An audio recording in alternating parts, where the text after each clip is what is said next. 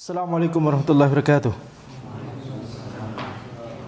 Alhamdulillahirabbil alamin, wassalatu wassalamu ala sayyidina Muhammadin wa ala alihi wa sahbihi ajma'in. Amma ba'd. Insyaallah kita lanjutkan pembacaan kitab Tadhkiratus Sami' wal Mutakallim fi Adabil Alim wal Muta'allim karya Ibnu Jama'ah Al-Kinani Asy-Syafi'i rahimahullahu taala, di mana kita terakhir sampai pada adab ke-6 dari seorang pengajar, yaitu hendaknya memberikan pengajaran yang terbaik, tidak terlalu berpanjang lebar, tetapi memberikan penjelasan dan pemahaman yang sesuai dengan tingkatan dari para muridnya.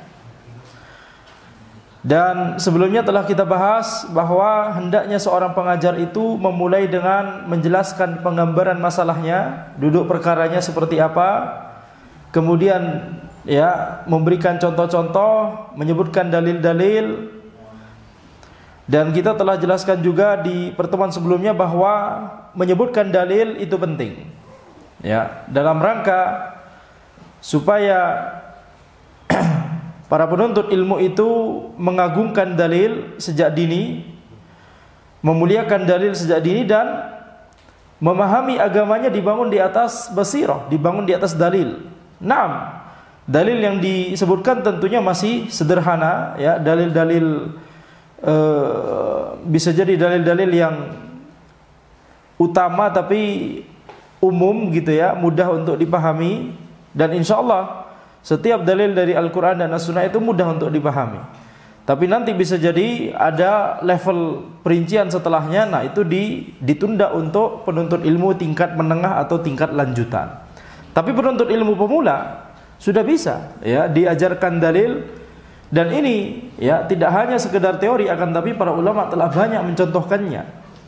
Banyak dalil-dalil yang disebutkan di majelis-majelis yang itu untuk penuntut ilmu pemula.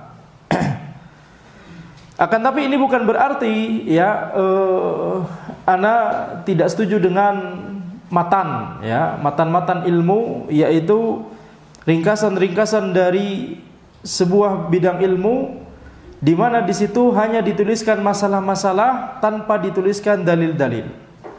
Contohnya misalkan At-Tahawiyah, Al-Aqidah At-Tahawiyah tidak ada dalil di situ. Kalau Al-Aqidah Al-Wasithiyah banyak sekali dalil. Al-Qawaidul Arba' matan ringkas ada dalil. Salatul Usul ada dalil. Kitabut Tauhid mayoritasnya dalil. Tapi matan akidah yang tanpa dalil, misalkan Al-Aqidah At-Tahawiyah, tidak masalah. Mengapa? Karena tujuan matan adalah untuk dihafal. Dan untuk dihafal, maka bisa dengan hanya menyebutkan masalah-masalah, dalilnya di kitab selanjutnya, ini tidak masalah. Tetapi ketika seseorang mengajarkan matan tersebut, harus sambil dijelaskan dalilnya. Ini yang ana maksud. Ketika mensyarah, ketika menjelaskan matan tersebut, hendaknya dalilnya juga disebutkan. Kalau di fikih lebih banyak lagi matan yang tanpa dalil. Misalkan kalau di Syafi'iyah matan Abi Syuja', Umdatus Salik, Minhajut Talibin ada, Kitabut Taharah, qala Allah Ta'ala wa anzalna minas sama'i ma'an tahura. Satu ayat ada, tapi mayoritas kebanyakan isi dari Minhajut Talibin tanpa dalil. Di Hanabilah misalkan Akhsarul Mukhtasarat, Dallut Talib, Zadul Mustaqni, bahkan kitab-kitab tebal seperti Muntahal Iradat dan Al-Iqna' itu tanpa dalil. Maka ini tujuannya adalah untuk kita fokus pada masalah tersebut dan untuk dihafal. Adapun dalil, menghafal dalil di kitab lain, seperti misalkan di Umdatul Ahkam, seperti di Bulughul Maram, seperti di Muntaqal Akhbar, karya siapa? Ada yang tahu? Sebelumnya Umdatul Ahkam karya siapa? Ibnu Qudamah. Ibnu Qudamah penulis Al-Mughni atau Ibnu Qudamah yang berbeda? Inam Al-Maqdisi. Ada Muwafaquddin, ada Syamsuddin. Yang mana? Yang Al-Mughni yang mana? Ya mas saya. Antum jadi pendekar di media sosial, kemudian ditanya penulis Umdatul Ahkam tidak tahu, ha? Baik. Ibnu Qudamah yakni bukan berbeda dengan penulis Al-Mughni. Bulughul Maram karya siapa? Ibnu Hajar Al-Haytami atau Al-Asqalani? Al-Asqalani. Baik. Al-Muntaqa karya siapa? Muntaqal Akhbar. Hah? Na'am, Majduddin Ibnu Taimiyah, kakeknya Syekhul Islam Ibnu Taimiyah. Sudah sering dengar dari anak ya. Nah. Curangan tuh ya, Masya Allah. Syekh Fauzan. Syekh Fauzan. Ismun ala musamma ya ini. Baik. Maka di sini kita lihat, jadi itu kitab-kitab yang berisi dalil. Tetapi ketika mensyarah matan-matan yang tanpa dalil, ini harus dijelaskan dalil sesuai dengan tingkatan penuntut ilmunya. Kalau penuntut ilmu pemula, terangkan dalil. Ini banyak para ulama, banyak para ulama dan banyak para ustadz yang terlalu fokus mengajarkan biasanya fikih mazhab, kemudian ketika mengajarkan Abi Syuja' misalkan atau Akhsarul Mukhtasarat, gak ada dalil disebutkan sama sekali. Ini tentunya yakni itu manhaj cara pengajaran. Salah satu cara pengajaran, akan tapi jauh lebih bagus lagi kalau sembari disebutkan dalil. Mengapa demikian? Karena kita akan yakni menjadi lebih tenang kalau kita mengetahui dalilnya. Kita akan menjadi lebih tumakninah ketika beribadah ketika kita mengetahui dalilnya. Kemudian kita lanjut. Wala yamtani'u min dzikri lafdhatin yustahya min dzikriha 'adatan idza tuija ilaiha wa lam yatimma at-tawdihu illa bi dzikriha.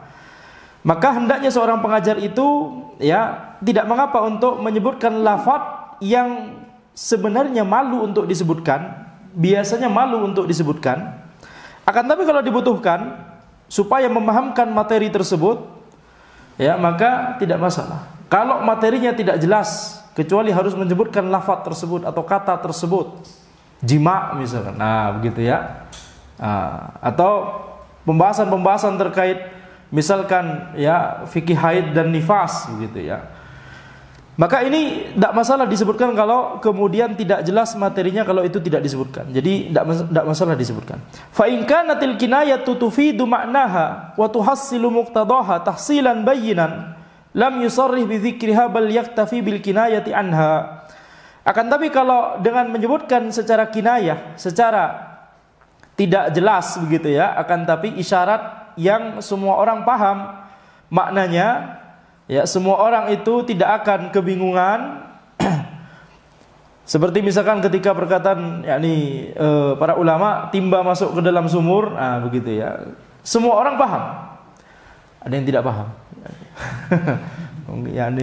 Anak pernah ada majelis, kemudian ada anak SMP yang hadir ya. Dia tidak paham, Masya Allah ya. Taib, anak katakan tunggu setahun 2 tahun lagi insyaallah. Taib.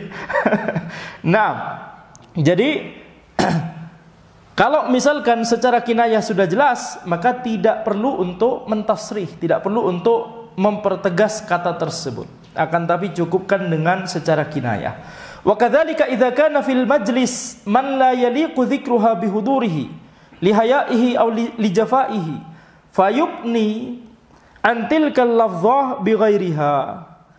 Kalau seandainya di majelis tersebut ada orang yang kalau kata tersebut disebutkan, maka ini malu terhadap orang tersebut. Misalkan ada seorang ulama atau ada seorang ustaz, kemudian kita berada dalam suatu majelis, sedang duduk bersama berbicara misalkan.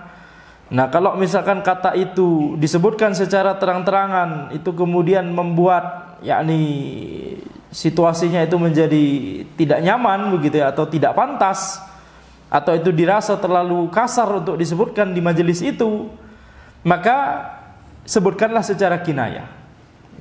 Walihadhil ma'ani wa ikhtilafil hal wallahu alam warada fi haditsin Nabi sallallahu alaihi wasallam at-tasrihu taratan wal kinayatu ukhra.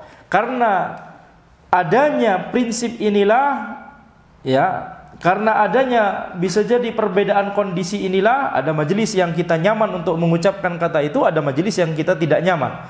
Maka wallahu alam bisa jadi itu alasan mengapa di hadis Nabi Muhammad sallallahu alaihi wasallam terkadang beliau menyebutkan secara tasrih dan menyebutkan secara kinayah.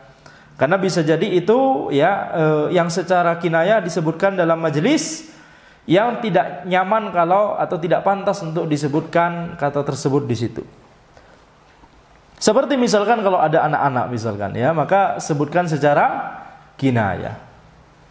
Kalau misalkan anak-anak tersebut tidak perlu untuk dipahamkan tentang hal tersebut begitu ya. Nah, bagaimana dengan misalkan para ulama zaman dahulu yang ketika masih kecil sudah belajar fikih? Al-Imam Syafi'i sebelum remaja sudah belajar fikih. Sudah ngelotok fikih seluruh dari spektrum awal kitab Thaharah sampai akhir dari fikih. Maka belajarnya di usia anak-anak. Nah, ya ini para ulama menyebutkan secara sharih itu. Ya, jadi ketika misalkan seorang pengajar harus mengajarkan suatu materi terhadap anak-anak dan memang itu ya memang waktunya untuk mengajarkan tersebut, seperti contohnya di zaman dahulu ya, anak-anak kecil sebelum remaja sudah ahli fikih seperti Al-Imam Syafi'i ya. Maka tidak masalah untuk memperjelas sedikit. Kemudian kita masuk adab yang ketujuh, idza faragha syaikhu min syarhi darsin fala ba'sa bi tarhi masail tata'allaqu bihi 'ala thalabah. Kalau seorang syekh itu selesai mensyarah sebuah materi, maka tidak masalah untuk yakni melemparkan pertanyaan. Tidak masalah untuk melemparkan pertanyaan, menguji para murid-muridnya. Yamtahinu biha fahmahum wa dhabtahum lima syaraha lahum.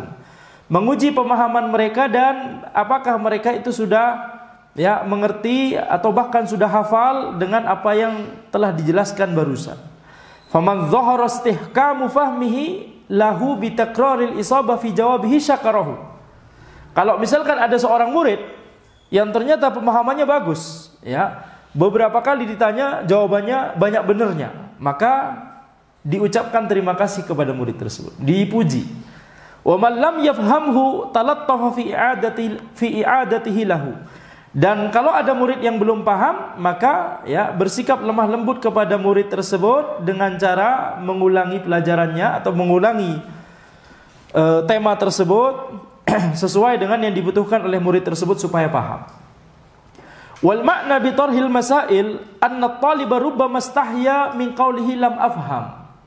Hikmah mengapa seorang pengajar hendaknya harus sembari menanyakan beberapa yakni hal yang terkait dengan apa yang baru saja diajarkan itu supaya supaya menghindari bisa jadi ada seorang talib, seorang murid yang malu untuk berkata saya belum paham. Malu untuk berkata saya belum paham. Imma li raf'i kulfatil i'adati an syekh, bisa jadi karena tidak enak nanti guru kita harus mengulangi materi tersebut lagi karena saya nggak paham-paham, nggak enak sama ustadz kita atau syekh kita.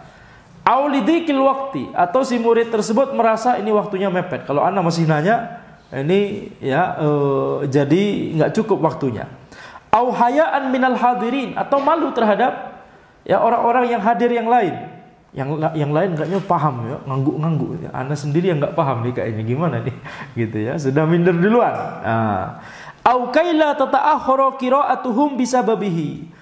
Atau bisa jadi murid tersebut berpikir, ini khawatirnya kalau saya nanya nanti ini kita baca kitabnya jadi lama. Harusnya bisa 3 halaman satu majelis, ini cuma bisa 1 halaman misalkan. Ada banyak alasan mengapa seorang murid itu tidak yakni mau bertanya atau tidak mau yakni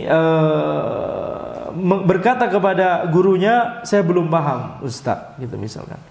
Jadi ada beberapa alasan. Walidzalika qila la yanbaghi li syekh ay yaqula lit talib hal fahimta. Oleh karena itu disebutkan oleh sebagian ulama tidak boleh bagi seorang guru untuk berkata kepada para murid-muridnya udah paham antum? Anda sering ini seperti ini sebenarnya. Paham tidak? Gitu ya.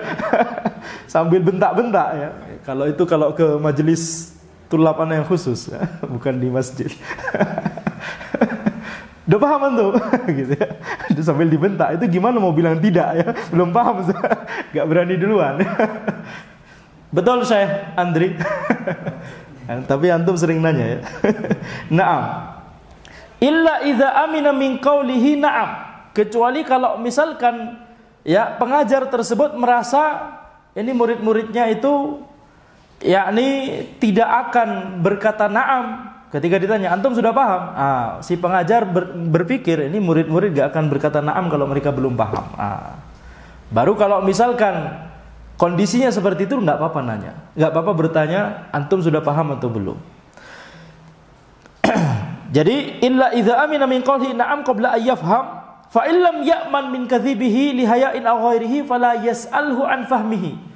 Tapi kalau misalkan seorang pengajar tersebut merasa ini murid-muridnya akan bohong, kalau ditanya antum sudah paham belum? Sudah.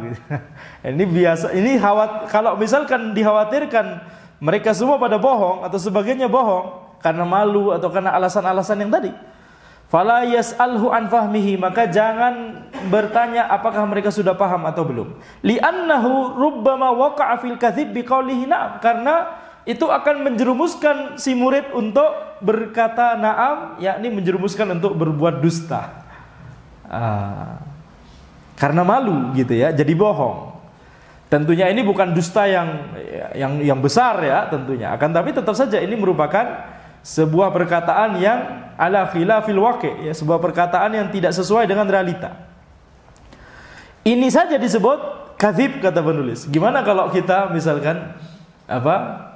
Ya ini kalau apa namanya berbicara dengan orang lain, misalkan ditawarin makan, misalkan kita lapar sekali, antum udah makan belum? Ini, oh enggak nih, gitu ya. Sudah kenyang, padahal lapar sekali, gitu ya. Betul tidak? Nah, maka yakni ada sedikit, kata sebagian ulama, sedikit hal yang diperbolehkan kalau itu memang merupakan urf.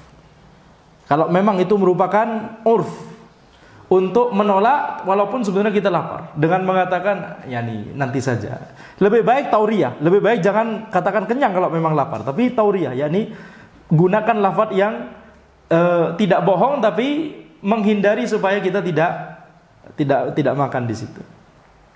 Sehingga pembahasan ini penting ya, itu Anda sebutkan. Jangan sampai setelah majelis ini kalau antum ditawarin makan langsung, oh ya jazakallah khair, langsung diambil semua, dimakan semua gitu. Anda memang lapar, jazakallah. Ini bertentangan dengan urf sekali ya. Baik. Lima qaddamnahu minal asbab. Ya, bal yatrahu alaihi masail kama dzakarna. Jadi kalau misalkan seorang pengajar tersebut merasa murid-muridnya bakal bohong, kalau mereka kemudian berkata na'am Ustaz kami sudah paham, gara-gara sebab-sebab yang tadi bisa jadi mereka berkata seperti itu, maka jangan bertanya kepada mereka apakah mereka sudah paham. Bal yatrahu alaihi masail, akan tapi bertanyalah dengan pertanyaan-pertanyaan yang digunakan untuk ngetes atau nguji apakah mereka sudah paham atau belum. Fa in sa'alahu syaikhu an fahmihi faqala na'am fala yatrah alaihi al-masail ba'da dzalika illa yastatiya talibu dzalik. Tapi kalau misalkan syekhnya sudah bertanya, antum sudah paham belum? Kemudian murid-muridnya berkata na'am, maka enggak perlu dites lagi, enggak perlu diuji lagi, enggak perlu dikejar begitu ya. Antum bilang na'am, sini ya. Tidak perlu, kecuali kalau ada ya ayyastatiyat talibu dzalik, kecuali kalau misalkan ada seorang murid yang meminta hal tersebut. Nah Ustaz kami sudah paham, tapi khawatirnya kami merasa kami sudah paham padahal sebenarnya belum gitu ya. Tolong Ustaz berikan pertanyaan untuk ngetes pemahaman. Lihtimali khajalihi bi dhuhuri khilafi ma ajaba bihi ya. Jadi hendaknya kalau mereka sudah bilang na'am, jangan diuji lagi, karena kalau misalkan itu yakni diuji lagi, maka itu akan membuat malu mereka. Ya, kalau ternyata mereka tidak paham. Kalau ternyata mereka beneran paham, alhamdulillah. Tapi kalau sudah bilang na'am kemudian setelah ditanya uji dengan pertanyaan kemudian belum paham, ini kan membuat malu mereka sendiri ya. Jadi kalau misalkan ada murid yang bertanya, baru tidak masalah untuk menguji. Semuanya sudah bilang na'am, tapi ada salah satu murid yang merasa ini khawatir yang kita terlalu terburu-buru. Lihtimali khajalihi bi zuhuri khilafi ma ajaba bihi.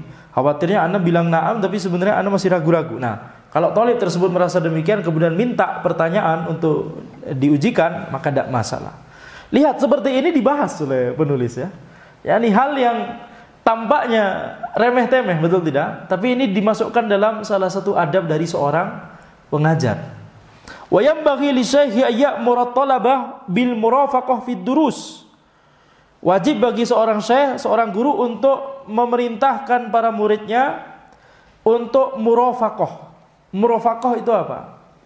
Yakni mencari partner untuk murojaah. Saling murojaah. Setelah kajian, setelah pelajaran, maka materi tersebut saling murojaah dengan teman kita.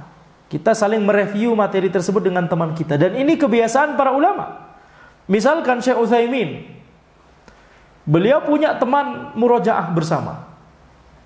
Padahal beliau adalah beliau, gitu ya. Kalimat yang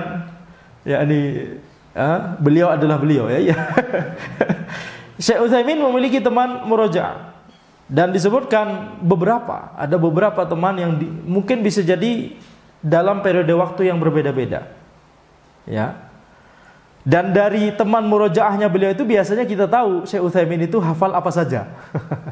Begitu ya. Beliau hafal Zadul Mustaqni, beliau sempat mau menghafal Muntahal Iradat tapi terhenti sampai wallahu alam bab riba atau bab mana ana lupa ya. Tapi intinya dari teman murojaah itu biasanya dibocorkan. Itu dulu saling menghafal sama ana kitab ini ya. Jadi kita tahu. Taib. Jadi kalau punya teman murojaah maka itu akan memudahkan kita untuk memahami ilmu lebih bagus lagi biiznillah taala. Kama sayati insyaallah taala. Ini akan dijelaskan lebih lanjut oleh penulis di bab setelahnya. Wa bi i'adati syarhi ba'da faraghihi fi ma bainahum. Jadi ya hendaknya pengajar itu memerintahkan para muridnya untuk murafaqah, cari partner untuk saling mereview dan mereview ya, mengulangi pelajaran, mengulangi syarah, mengulangi penjelasan setelah kajiannya selesai. Mengulangi di antara mereka gitu ya, atau bisa jadi saling menguji pemahaman di antara mereka.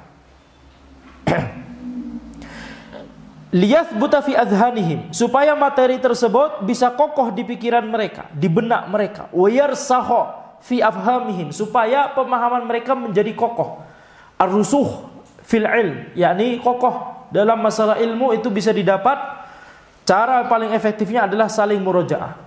Wali'annahu yahuthuhum ala isti'malil fikr, dan karena ketika saling murojaah itu akan memotivasi untuk menggunakan pikiran kita.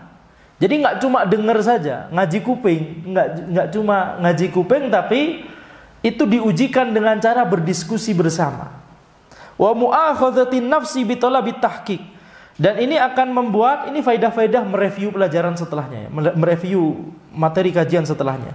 Yaitu di antara faidahnya yang disebutkan oleh penulis di sini adalah mu'akhadhatin nafsi bi talabit tahqiq, yakni memaksa jiwa kita untuk mentahqiq, memerinci, meneliti kembali. Oh, kalau kasusnya gitu gimana ya? Jadi mikir lagi kita kan, tidak hanya sekedar nerima dari syekh atau ustadz di kajian, akan tapi kita mikir lagi. Nah, proses mikir lagi ini penting. Dan bahkan para ulama berkata, kalau antum tidak punya teman misalkan, ini kasihan sekali ya. Punya teman, cuma ya dalam seminggu ke depan sibuk sehingga nggak bisa ada waktu untuk bertemu bersama murojaah gitu ya. Ketemunya cuma pas di kajian, di luar kajian nggak ketemu lagi. Maka caranya adalah antum duduk di depan kaca, cermin, kemudian ngomong ke diri antum sendiri. Tidak masalah. Ini yang disebutkan oleh para ulama. ya itu normal. Yang nggak normal itu kalau cerminnya nanya balik kan. Itu baru antum harus hubungi dokter dan ustadz terdekat, berobat dan diruqyah. Kalau misalkan, ini juga yang disebutkan oleh para ulama, di antara metode murafaqah, metode mereview pelajaran yang paling efektif juga adalah mereviewnya bersama istri kita, bersama istri-istri kita. Antum ketawanya paling jaring saya. Masya Allah ya. Ini semeringah semua ini bapak-bapak di sini ya. Anda tidak bertanggung jawab ya. Jadi mereview dengan istri atau yang akhwat mereview dengan suami, ini selain faidah-faidah mereview materi tadi didapat, yaitu pelajaran itu bisa menjadi kokoh, demikian pula ini diantara ya bentuk interaksi yang semakin mendekatkan antara suami dan istri tersebut. Tapi saran anak adalah harus serius. Biasanya kalau mereview sama istri itu cuma 1 menit, sisanya bercanda-bercanda aja ya. Ambilin teh. Baru mulai 1 menit sudah, aduh kok gak ada kopi di sini. Habis itu ngobrol kalur gitu. Baik. Akan disebutkan oleh sebagian ustadz, yakni jadi sebagian ustadz sudah menjadi ustadz ketika masih bujang. Kemudian setelah menikah punya cita-cita besar, anak akan punya majelis khusus bersama istri anak, begitu ya. Jadi kalau ada misalkan Bandung mengaji, ini rumah anak mengaji ya, begitu. Cuma lokal itu doang. Kalau Bandung kan satu kota, ini rumah anak mengaji gitu ya. Dan ternyata sebagian ustadz ini kawan-kawan anak yang anak bicara dengan mereka, pada realitanya kebanyakan nggak jadi. Kebanyakan gagal ya, kecuali yang dirahmati oleh Allah Subhanahu wa taala. Harus serius ya nih.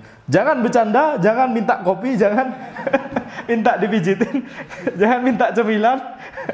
Serius dulu dengan materi, baru kemudian setelah itu bisa santai-santai. Baik. Tentunya materi ini atau pembicaraan ini mungkin tidak relevan bagi sebagian antum yang jomblo-jomblo ini ya. Disimpan dulu ilmu sebelum beramal ya. Baik. Ats-tsamin ay taliba at-talaba fi ba'dil awqat bi i'adatil mahfuzat. Ya, adab berikutnya, adab yang ke-8, yaitu hendaknya seorang pengajar itu meminta murid-muridnya di sebagian waktu untuk memurojaah hafalan. Nah, ini kalau tadi murojaah dengan teman dalam masalah pemahaman, kalau yang sekarang murojaah baik dengan diri sendiri ataupun dengan teman dalam masalah hafalan. Ya, jadi memurojaah pemahaman dengan cara saling menguji atau diminta menerangkan kembali, begitu ya. Kalau memurojaah hafalan, ya tinggal diteliti aja hafalannya. Wa yamtahina dabtahum lima qaddama lahum minal qawaid al-muhimmah wal masail al-gharibah. Dan hendaknya seorang murid itu dengan murid yang lain atau dengan temannya hendaknya saling menguji, atau di sini mungkin pengajar ya. Pengajar itu menguji pemahaman si murid, yaitu terkait kaidah-kaidah yang telah dijelaskan di kajian, atau masalah-masalah yang gharibah, masalah-masalah yang asing, yang itu bisa jadi kalau masalah yang umum orang sudah paham semua, tapi masalah yang baru, masalah yang asing, itu bisa jadi butuh untuk direview kembali. Nah, pengajar yang menguji kepada muridnya di luar waktu kajian, atau muridnya yang saling menguji dengan diri mereka sendiri. Wa yahtabirahum bimasail tanbani ala aslin qarrarahu aw dalilin dzakarahu. Dan hendaknya pengajar itu juga menguji muridnya dengan masalah yang tidak disebutkan di kajian, tapi berlandaskan pada kaidah atau dalil yang disebutkan di kajian. Nah, jadi memaksa untuk memancing untuk berpikir. Masalah tersebut masalah baru, nggak disebutkan di kajian. Tapi kalau seandainya paham materi di kajian, maka harusnya paham materi tersebut. Nah, ini bisa dilakukan oleh pengajar di waktu setelah kajian. atau sebelum memulai kajian berikutnya, begitu ya. Atau sesama murid, ya. Atau sesama murid. Dilakukan sesama murid. Faman ra'ahu musiban fil jawabi wa lam yakhaf alaihi syiddatal i'jab syakarahu wa athna alaihi baina ashabihi. Ketika seorang pengajar melihat ada murid yang jawabannya itu benar, dan si murid tersebut kalau dipuji itu kemudian tidak menjadi ujub atau tidak menjadi sombong, maka pengajarnya memuji si murid tersebut. Wa athna alaihi baina ashabi, dipuji di hadapan teman-temannya yang lain. Liyab'atsahu wa iyyahum 'ala al-istihadi fi talabil izdiyad. Supaya apa? Supaya si murid tersebut dan murid-murid yang lain itu semakin semangat untuk menuntut ilmu. Kalau benar dipuji gitu ya. Maksudnya dimuliakan, Masya Allah. Jadi bukan dalam rangka menginginkan pujian, akan tapi secara natural ya, diri kita akan semakin semangat kalau diberikan apresiasi seperti itu. Ini masih dalam taraf normal biiznillah ta'ala. Tapi kalau sudah mengarah ke ingin pujian, jadi dia tidak menginginkan, tujuan utamanya bukan paham, akan tapi tujuan utamanya ingin dipuji. Nah, ini beda. Taib, ini beda. Wa man yarahu muqassiran wa lam yakhaf nufurahu an nafahu ala qusurihi. Akan tapi kalau seorang pengajar itu melihat ada seorang murid yang memiliki kelemahan, jadi kalau dipuji itu kemudian akan muqassiran di sini maksudnya ada kelemahan, maksudnya mungkin nggak paham-paham begitu ya, atau hafalannya masih salah-salah. Dan kalau misalkan pengajar tersebut tidak khawatir kalau ini murid ini dimarahi, si pengajar tidak khawatir muridnya ini akan mundur teratur, ya, muntaber, mundur tanpa berita. Jelek sekali ya ini. Mundur tanpa berita. Maka tidak mengapa untuk ditegur, ya, kalau pengajarnya tidak khawatir hal tersebut. Wa harradahu ala uluwil himmah wa nailil manzilah fi talabil ilm. Dan pengajar tersebut hendaknya memotivasi si murid untuk semakin memiliki semangat yang semakin tinggi lagi, yang lebih tinggi lagi untuk lebih memahami ilmu tersebut. La siyama in kana mimman yaziduhu ta'nifu nasyatan wa syukru in bisatan. Khususnya terlebih-lebih lagi kalau si murid tersebut termasuk orang yang kalau dimarahi baru semangat. Kalau dicambuk baru bergerak. Ya. Jadi ini butuh memang untuk dinasihati, butuh untuk ditegur. Wa yu'idu ma yaqtadil halu i'adatahu liyafhamahu talibu fahman rasikhan. Ya, dan kalau misalkan diperlukan maka tidak apa-apa diulangi materi tadi supaya si murid ini selain setelah kita nasihati dan kita tegur, diulangi materinya supaya dia paham. Ya, karena memang itu tujuannya. Tidak hanya sekedar memotivasi, tapi materi yang dia belum paham bagaimana dia paham gitu ya. Jadi diulangi sembari ditegur. Tapi kalau misalkan dikhawatirkan ini si thalib ini, kalau kita tegur dengan keras kemudian membuat dia akan mundur teratur, baper gitu ya. Apa baper? Bawa lemper. Terbawa perasaan katanya ya. Maka ya, tegurannya harus terukur ya. Tegurannya harus terukur. Kemudian kita masuk adab yang ke-9. Tapi mungkin ini cukup lama menjelaskan adab ini. Kita berapa menit lagi insya Allah? 5 menit. 5 menit atau 10 menit?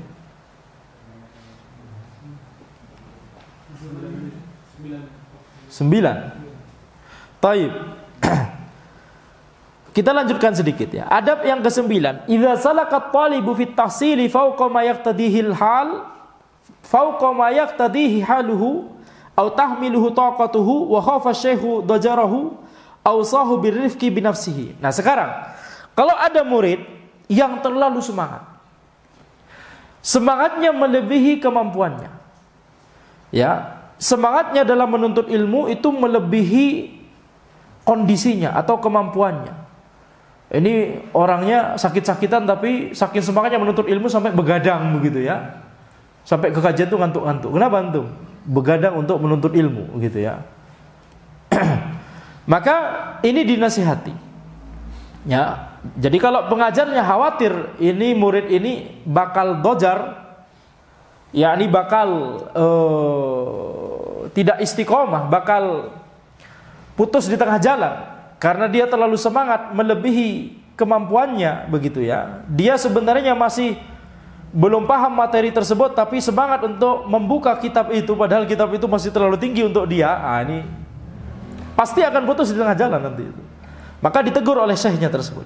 Awsahu birrifqi binafsihi. Hendaknya seorang pengajar menasihati supaya si murid ini bersikap lembut terhadap dirinya sendiri. Ini penting. Ya. Wa dzakkarahu biqaulin Nabi sallallahu alaihi wasallam, "Innal munbat la ardon qata'a wa la dhahran abqa." Dan hendaknya seorang pengajar itu mengingatkan si murid ini dengan hadis Nabi Muhammad sallallahu alaihi wasallam, sesungguhnya orang yang munbat. Apa itu munbat? Mogok di tengah jalan. La ardon qata'a, tidak akan dia bisa ya menempuh perjalanan kembali, wala dhahran abqa, dan tidak ada lagi punggung yang tersisa, yakni sudah jatuh bergelimpangan duluan. Kenapa? Sudah kecapean, sudah terlalu bosan, sudah gak paham karena terlalu memaksakan diri, sudah sakit misalkan, sehingga begadang terlalu semangat jadinya sakit. Terlalu semangat misalkan anak mau menghafalkan Al-Quran 3 halaman per hari, azim ya. 5 halaman per hari, ya, silahkan aja. Tapi ini dikhawatirkan akan mogok di tengah jalan. Nah, kalau kondisinya seperti itu, ingatkan dengan hadis Nabi Muhammad SAW ini.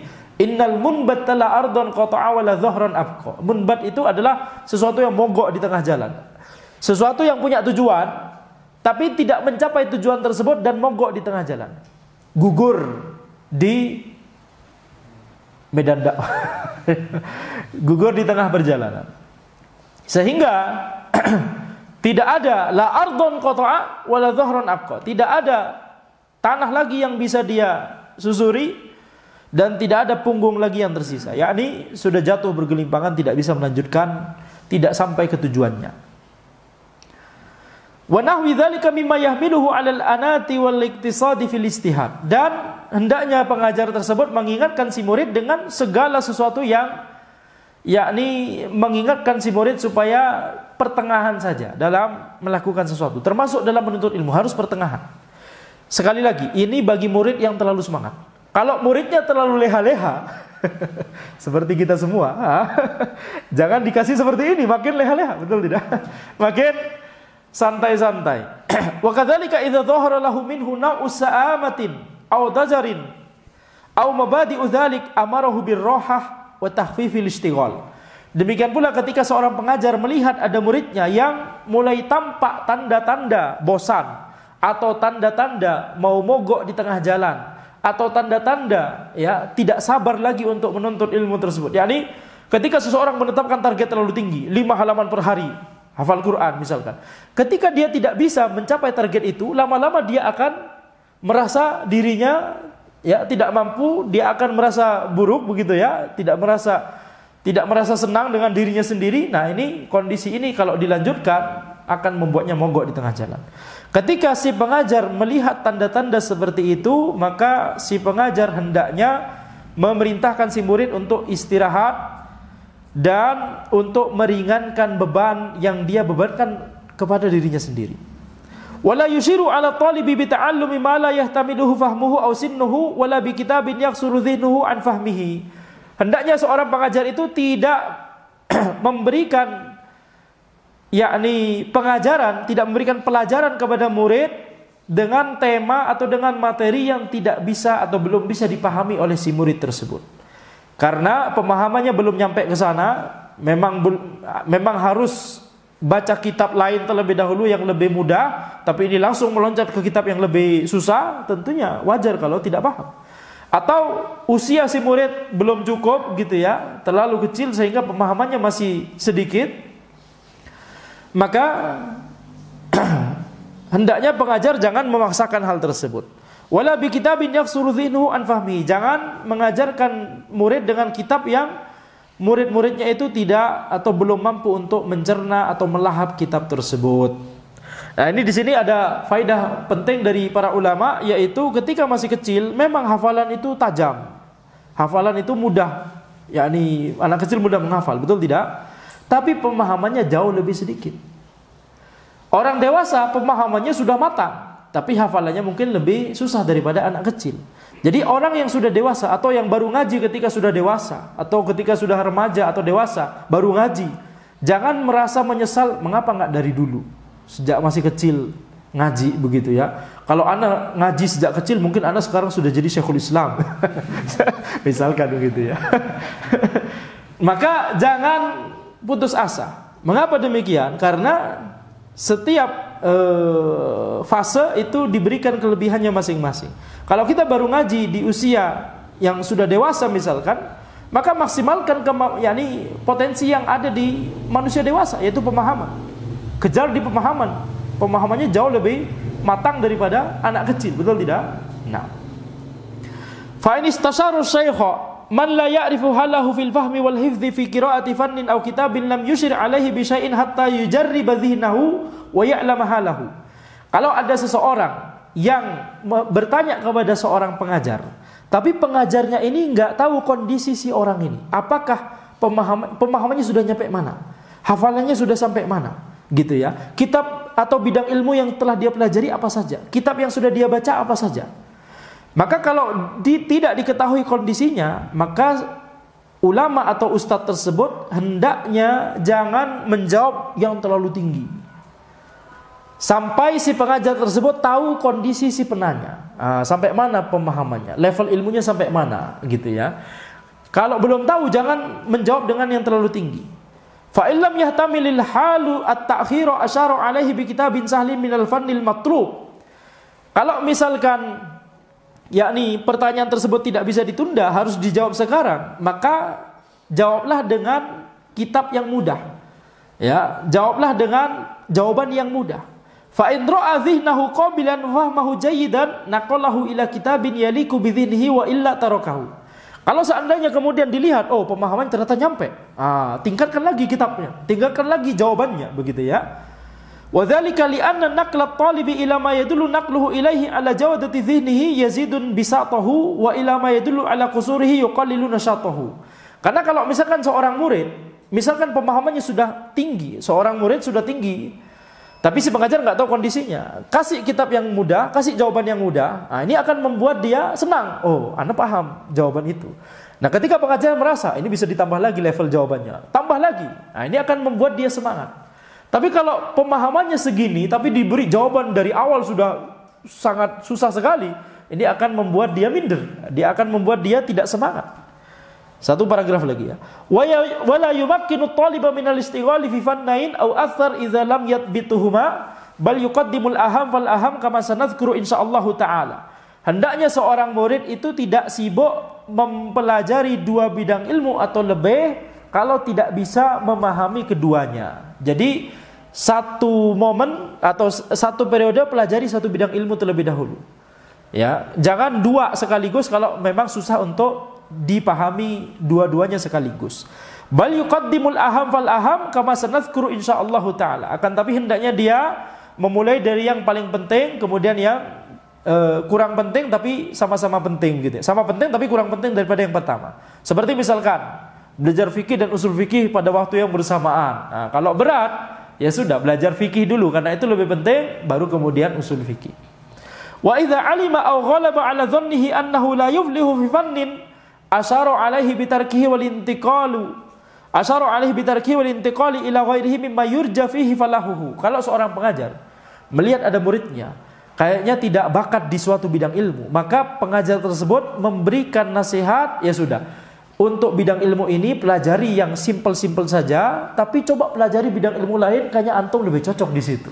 Misalkan ada orang yang kayaknya kalau fikih susah, tapi kalau masalah qiraah Quran, tahsin, top sekali. Nah, ini diarahkan ke sana.